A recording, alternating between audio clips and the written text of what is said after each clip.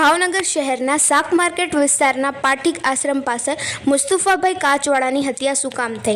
આ બનાવની જાણવા મળતી વિગત મુજબ ભાવનગર શહેરના માળેકવાડી વિસ્તારમાં રહેતા મુસ્તુફા કાસિમભાઈ કાચવાલા નામની યુવાનની સર્જાયેલ શાક માર્કેટ પાસે આવેલ પાટીક આશ્રમ પાસે તીક્ષ્ણ હથિયારના ઘા ઝીકી હત્યા કરવામાં આવી છે। મુસ્તુફા કાસિમભાઈ કાચવાલા નામનો યુવાન શાક માર્કેટ પાસે હતો ત્યારે 3 શખ્સે સાથળના ભાગે હથિયારના ઘા ઝીકી દીધા હતા। યુવાનને ગંભીર હાલતે હોસ્પિટલે ખસેડવામાં આવ્યો હતો, જ્યાં તેમનું સારવાર દરમિયાન મોત નીપજ્યું હતું।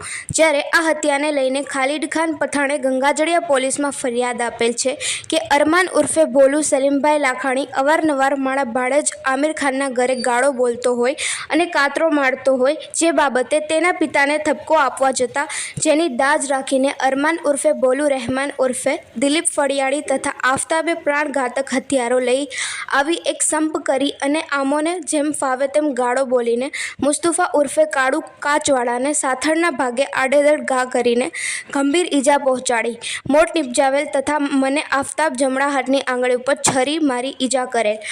આ તમામના વિરુદ્ધમાં ગંગાજળિયા પોલીસે હત્યાનો ગુનો નોંધીને તજવીજ આગળ ચલાવી છે। સિંધી જાગૃતિ ન્યૂઝ તંત્રી જાહિદ મદ્રા સાથે રિપોર્ટર ઇરફાન સોલંકી।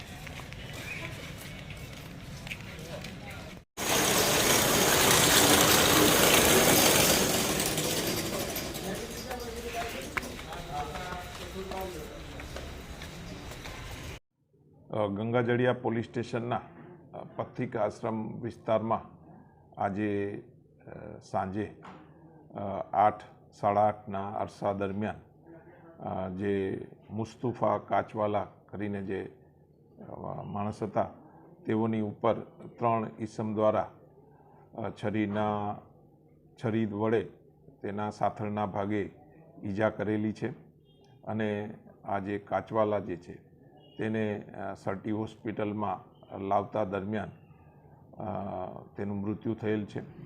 આ કામે પોલીસ દ્વારા ઇન્ક્વેસ્ટ ભરવાની કામગીરી હાલમાં ચાલુ છે, તેમજ આ બનાવ બાબતે પોલીસ ફરિયાદ લેવાની કામગીરી હાલમાં ચાલુ છે।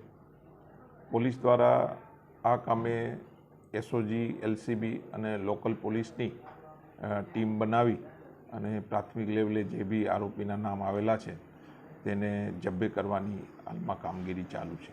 Thank you.